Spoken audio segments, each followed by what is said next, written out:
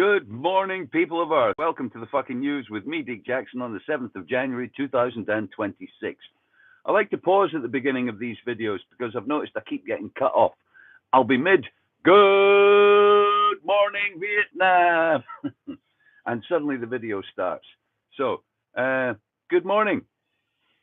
Wouldn't it be great to know what the fuck was going on? Wouldn't it? I mean, wouldn't it be great to know what the fuck was really going on? Not that pish on the internet, the stuff you read on Reddit, you fucking online sun readers. Wouldn't it be great to know what was actually fucking going on? Not the fucking mainstream media pish. Obviously, anybody who believes the mainstream media is an infantile fucking moron who deserves the tyranny they will assuredly receive, and the lies and the deceit and the hypocrisy and all that fucking jazz. No, wouldn't it be great to know what the fuck was actually going on and who was doing it? So we could hold them to account and send them the bill and, rise up as a pitchfork mob and go and get them and string them up from a lamppost, metaphorically speaking, of course. I have often observed that we know what's going on. There's no fucking mystery about it at all. Everything that's going on is being carried out in plain sight on a daily basis in front of your very eyes. And it's only the fact that most people are too busy and or disinterested in what the fuck is going on that lets the people who are doing what the fuck is going on get away with it. Because if you just even like, like say in the morning it's frosty and you have to scrape your windows, right? It doesn't take much to peel away the veneer of fucking presentation and see what's really going on. I mean, it's not even that complicated, really. And so there are a few themes. If you've recently started seeing my videos again, because I've started making them to try and consume 100 gigabytes a month of data on my mobile phone, there'll be a few themes that we're dealing with in the fucking news. One is a kind of resource war of empire, and the corralling of resources to enrich empires and the kind of mafia settlement, the peace settlement of the post-war, Cold War, mutually assured destruction of nuclear weapons, where all's fair in love and war as long as we don't actually start a nuclear war. Any other kind of war, anything fucking goes. So anyway, let's not editorialize too much. Let's get to the fucking news headlines. The UK is ready to seize more of Putin's shadow ships as the Grey War grows.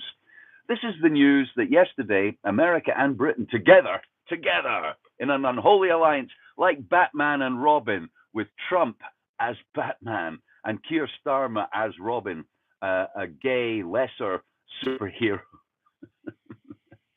in a slightly, less imposing costume. That's Keir Starmer. So Batman and Robin, Trump and Starmer seized a tanker. It's not the first one. It won't be the last one. And so the petrodollar, a lot of what's happening in the world's oil and dictator fucking news is to do with the petrodollar. So this is the settled will of the international community. We must all buy oil in dollars. Otherwise, America will fuck with us. Because after the end of the Second World War, America was the most powerful military on earth, bar none. And by fair means or foul, they organized a global economic system where you take the money your peasants and slaves made in your krona, your Deutschmark, your fucking shekel, whatever it is. You take your peasant fucking fiat currency. And before you go to Disneyland, before they let you into Disneyland, you have to turn all your fucking euros and francs and fucking lira into American Disney dollars. Now, you get ripped off twice, because first of all, you're selling your peasants down the fucking river by changing your fiat currency, your centrally bank issued fucking debt coupons, in exchange for somebody else's. So you're giving up the money you've made to help somebody else who's made money. And the other thing is the exchange rate. Whatever the market. Now, this won't come as shock and news to any of you, but Britain is a quasi-medieval fucking peasant monarchy, And we still have, in Dunfermline, there's a thing called the Mercat Cross. And it's a royal fucking emblem. It's a physical stone object. And it says, this is the site of a market. And at the site of the market, the king's fucking henchmen collect the taxes. And if you've got any cryptocurrency and you use an exchange to, move your funds between fiat currency and cryptocurrency, you'll be familiar with what I'm saying. You pay the market. And so people who can institute markets and license markets to operate are coining it in literally the petrodollar. So who recently, here's a list of people who recently tried to sell oil, not for dollars. They tried to get out of the petrodollar market, not in any particular order, but here's a list of people and countries who are trying or have tried not to sell oil in dollars. Iraq, Iran, Libya, Venezuela. I'm sure there's some others. But these people obviously have suffered the consequences because you're not allowed to sell your oil in anything but dollars. And for religious reference and historical perspective, I should just like to mention that this is why Jesus, a lot of people get the story of Jesus and the money changers wrong. And the story goes that Jesus went to the temple and he threw over the table of the money changers. And people think, if they haven't read the story and haven't read the Bible, I urge you to read the Bible. It's a scream. Right? What the money changers were doing, they were Jewish, by the way. I'm just saying. And so I'm telling the story for the historical perspective that the same kind of financial priesthood are doing exactly the same today. But what the Jews in the Bible were doing that Jesus objected to because it was fucking immoral, thievery, skullduggery, and fucking scandalous, was they were saying to people who wish to go to the temple, look, I know your pockets are full of Roman silver, Greek gold, and precious metals from all of the previous empires in the world that ever existed, but you have to give them to us for a temple Disney dollar, a kind of a token made of fucking camel shite and fucking roll-ups. You have to give us your silver and gold before you go into the temple, Disneyland, and we'll give you this worthless fucking token. And then you pay homage to your gods with the worthless token, and we keep all your gold and silver. Shh, that's the kind of historical thing about the Jews. Don't tell anyone, but they've been at it for a long time. And financial institutions, a kind of priesthood, are still at that today. And the petrodollar is an exact fucking example of that. The money changers in the temple. And if Jesus were around today, I would imagine he would have just as big a problem with the religious priesthood of those financial institutions, who may or may not have a religion. We don't know. And you're not allowed to say anyway, because it's a fucking anti-Semitic trope. But the money changers were definitely Jewish. In the Bible, I should just like to say and lean on the point, the money changers Jesus had a problem with were Jewish, because it was a fucking thieving, deceitful fucking scandal. And it still is. Anyway, moving on. I'm going to go through the paper and do the news today instead of just fucking having an opinion. We'll try and have some fun. So the big story not on the front of this paper is all over the internet.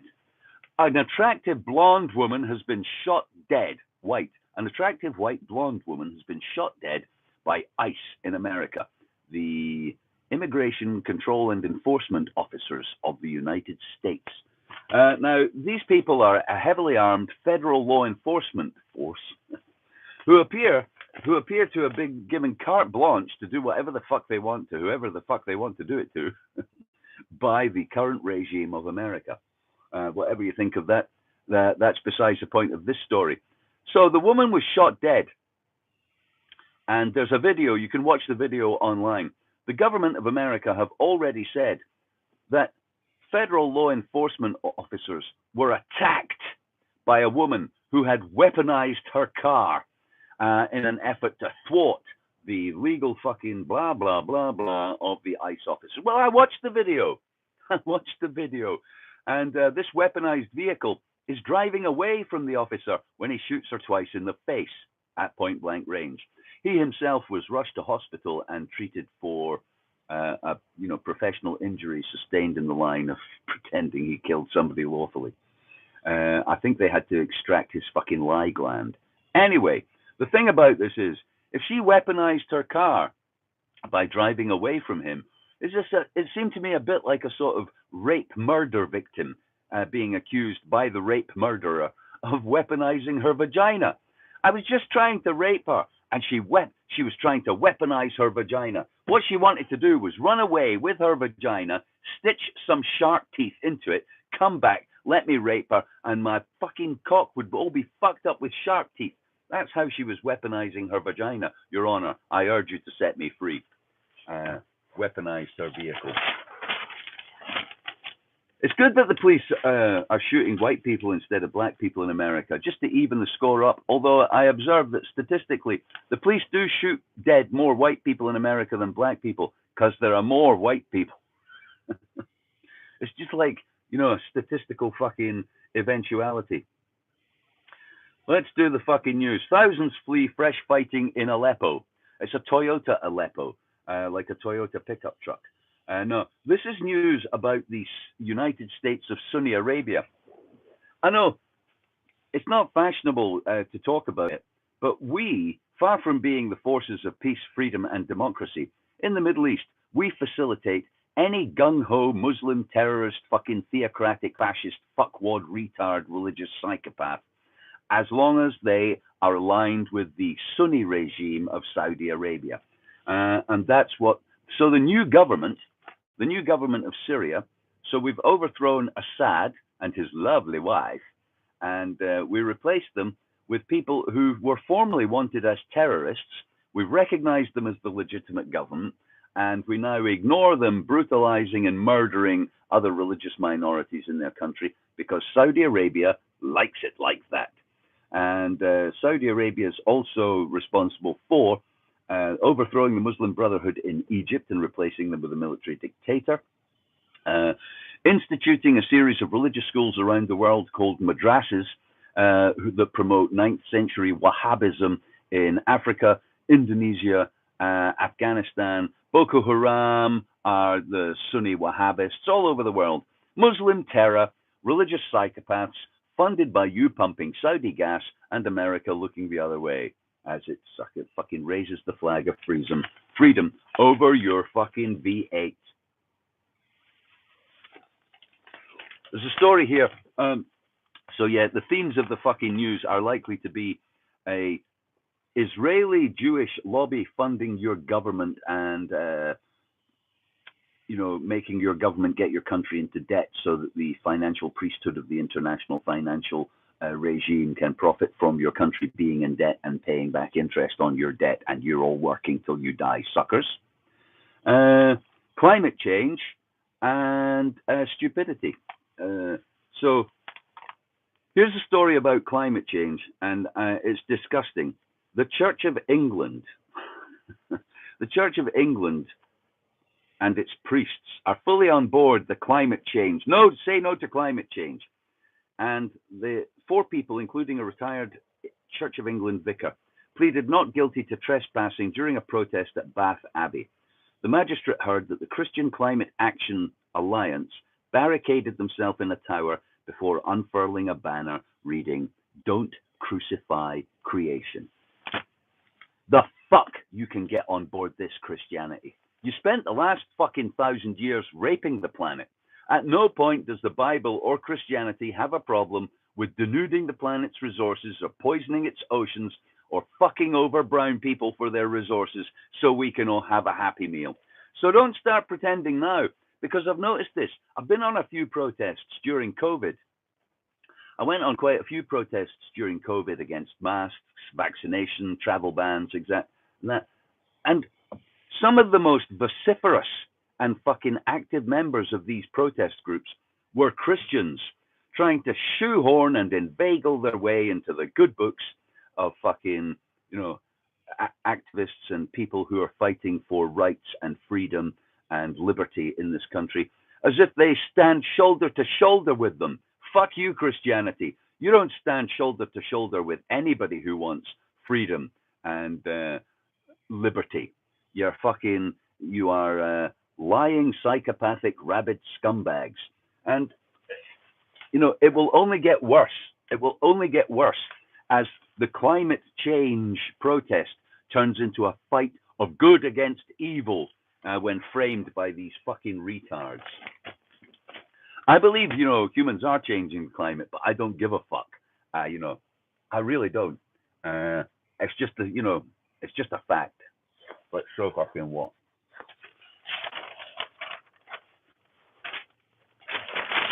Now, international viewers may not be familiar with Hugh Edwards. Hugh Edwards was a very, very respected and long-term employee of the BBC. How's about that then? Jingle jangle. Now then.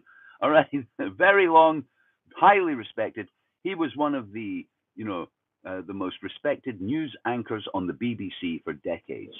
Hugh Edwards voiced over the Queen's funeral, right? Which is a shame for the BBC because it turned out that he was a fucking gay cocksucker who'd been online asking teenage boys to shit on a biscuit.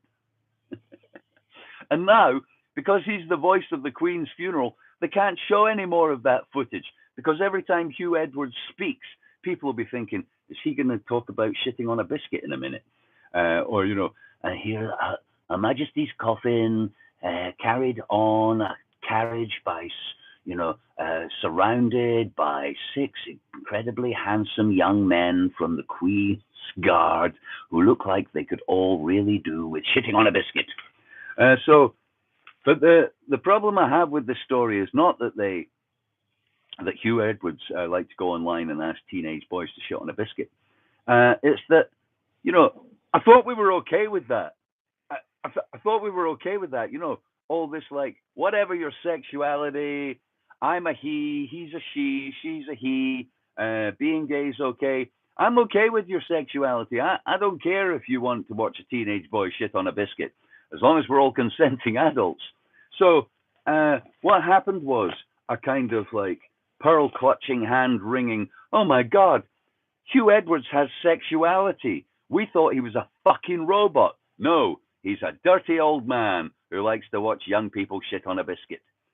Now, I should say for editorial fucking reasons, just to clear up, when the police, because he was accused of coercing or blackmailing, or the boy might have been under 16. That turned out not to be true. But during the police investigation, they did find pictures of an underage boy, which Hugh Edwards claimed was sent to him without him asking. You can believe that or not. I don't really give a fuck. But the question for the BBC is, aren't you allowed to have a sexuality? I thought we were down with that.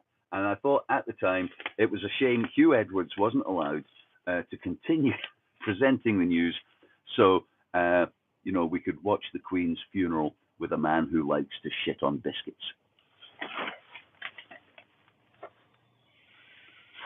Dog food pushes up climate change emissions. Harry the Bastard is coming to the UK. It says here, Harry is unlikely to see his father when he returns to the UK this month for his trial against the publisher of the Daily Mail. The Duke of Essex is not expected to meet his father, King Charles. That's right, because he's not his father. Harry is the bastard son of his slutty mother, Princess Diana, who fucked everybody in everybody in a rugby shirt for a decade. Harry, your mother was a slutty whore who whored her fanny around to spite King Charles because he was fucking Camilla, and you're a bastard. And if this doesn't get me, because this is Harry taking legal action. Harry's taking legal action against the Mail for even less slanderous fucking statements than that. So if you're watching, Harry, I know you're a big fan. If you're watching, sue me. We'll get the DNA test and settle the whole thing in court. You bastard. There's got to be more news.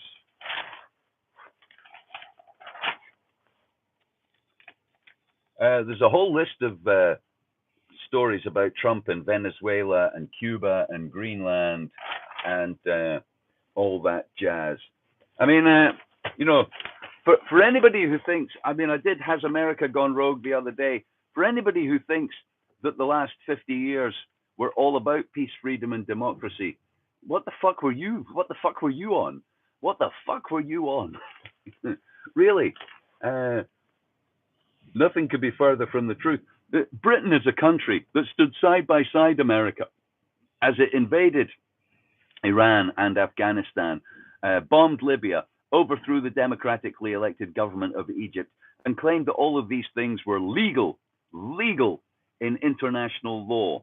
And they are perfectly legal because the international laws are made up by fascist, tyrannical military superpowers, and they can do whatever the fuck they want. And if you know, I don't know what people expect from peace, freedom, and democracy, but you know, I'm parked in a giant supermarket complex.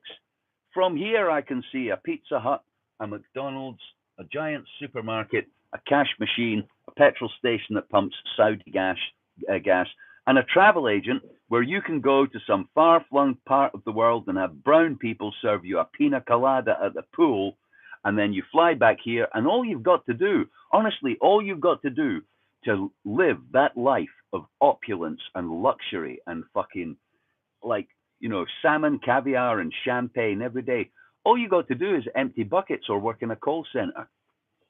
We're not even, you know, like, the minimum wage in this country is £27,000 a year. And on that, you can fly around the world, drink champagne, snort coke, and fuck hookers. Man, it's the promised land. Just as long as you believe the lies about peace, freedom, and democracy. That's all you got to do. You don't have to like it. So there's a lot in this newspaper. Journalists attempting to divine the entrails of Trump's psychology. There's honestly page after fucking page. Patrick Coburn, Ian Dunt, to name but two, journalists telling us they know what's going on in Trump's head.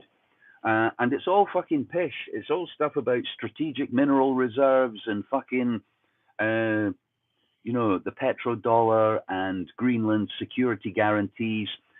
Trump's a sociopathic high school bully. He admires power, the power of Putin and Xi Jinping to go on dictating forever. All that push. It's so much simpler than that. Trump wants Melania to touch his dick. He does. Trump, like most humans, honestly, I believe this is true, and you know, psychologists have more or less determined the truth of it. Most animals, and humans are animals, exist in a fantasy world of their own creation, where they dream about getting the pleasures of the body. They dream about the thing about power is it leads to getting your cock sucked. The thing about prestige is it leads to getting your cock sucked. If you're a man, I don't know what women dictators I think, because there aren't any. So, you know, I'd just like to finish with a message for Melania. Melania, if you're listening, or if somebody who knows Melania is watching, do us all a favor. Go down on Donald tonight. We'd all like to see him smile. I don't mean that fake smile. Trump seems to have trouble smiling. He's got a weird smile. I think it's because he hasn't been laid for a long time. So I'd like to see happy Trump. Wouldn't you like to see, hi everybody, how's it going? What a great day. Isn't it a great day? Go on, Melania. Take one for the team. Go down on Donald for us all. Right, thanks for watching. I'll see you soon in my mission to use as much of my phone's data as possible. Have a nice day. Smoke 'em if you got 'em.